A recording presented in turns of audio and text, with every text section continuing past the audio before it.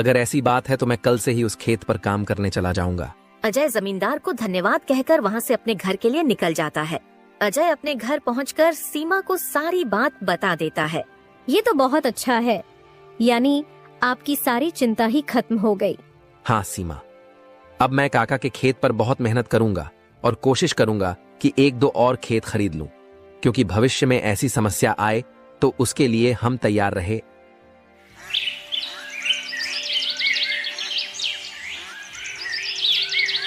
अगली सुबह अजय जमींदार के खेत पर काम करने निकलने वाला होता है तो सोचता है, काका की जमीन गांव के बाहर है तो शायद शाम को आते आते देर हो जाए, इसलिए सीमा को बोलकर जाता हूँ, सीमा जरा यहाँ आना तो।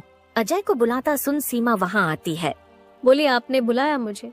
हाँ सीमा, सुनो, काका का खेत गांव के बाहर है तो मुझे शाम को घर लौटने में थोड़ी देर भी हो सकती है, तो अगर मुझे देर हो जाए तो तुम और राजू खाना खाकर सो जाना। ठीक है, पर अपना ध्यान रखना। और हाँ, 1 मिनट रुकना, मैं आपके खाने का डिब्बा लेकर आती हूँ, वो लेकर ही जाना। फिर क्या था, अजय अपना खाने का डिब्बा लेकर गांव के बाहर वाली जमीन पर काम करने चल पड़ता है। चलते चलते कुछ समय बाद वो गांव के बाहर वाली जमीन पर पहुंच जाता है। चलो, अब पहुंच गया हूँ तो फटाफट से खेत पर काम करना शुरू कर देता हूँ। अजय अपनी कुदाल उठाकर खेत पर काम करना शुरू कर देता है। अजय को अभी काम करते कुछ समय हुआ ही था कि तभी पीछे से एक सांप आकर उसे काट लेता है। सांप के काटने के कुछ समय में ही अजय चक्कर खाकर वहीं गिर जाता है। यहाँ अजय सांप के काटने से बेहोश हो चुका था, पर गांव के बाहर होने के कारण उसकी खबर अब तक उसके घर वालों को नहीं चलती है। सुबह की अब रात हो जाती है और सीमा अजय का इंतजार कर रही होती है।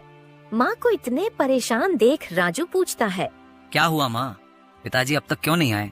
बेटा, तुम्हारे पिताजी आज काम करने जमींदार काका के गांव के बाहर वाली जमीन पर गए हैं और उन्होंने मुझे बोला भी था कि उन्हें आते आते देर हो जाएगी, पर अब कुछ ज्यादा ही समय हो गया है। माँ, आप क्यों फिक्र कर रही हो? पिताजी ने जब बोला था कि उन्हें आने में देर होगी तो कुछ सोच समझकर कहा होगा। एक काम कीजिए, आप जाकर सो जाइए। राजू की बात सुनकर सीमा अपने कमरे में सोने के लिए चली जाती है।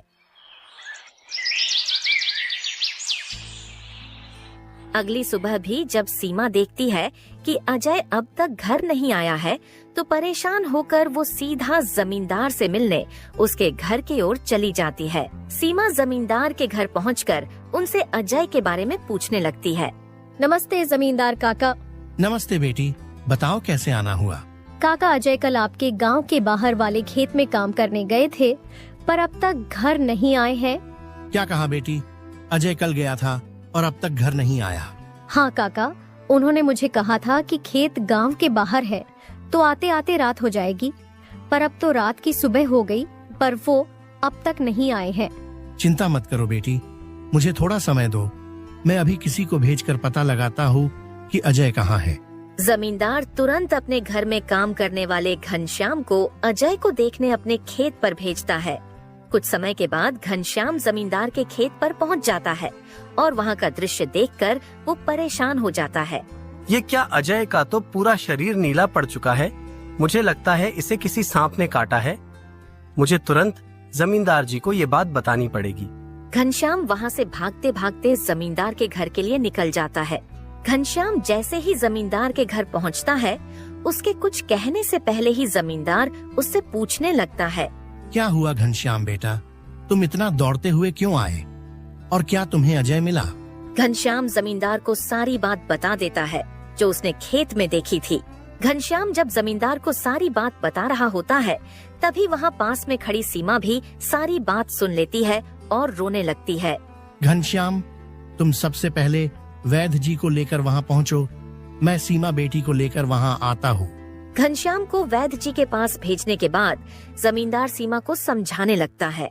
सीमा बेटी, पहले तो तुम रोना बंद करो और जल्दी से मेरे साथ चलो, क्योंकि तुम्हारे रोने से अजय ठीक नहीं होगा। फिर क्या था, जमींदार सीमा को लेकर अजय को देखने उसके खेत के तरफ निकल जाता है और घनश्याम वैद्य जी को लेने दूसरी तरफ निकल जाता है।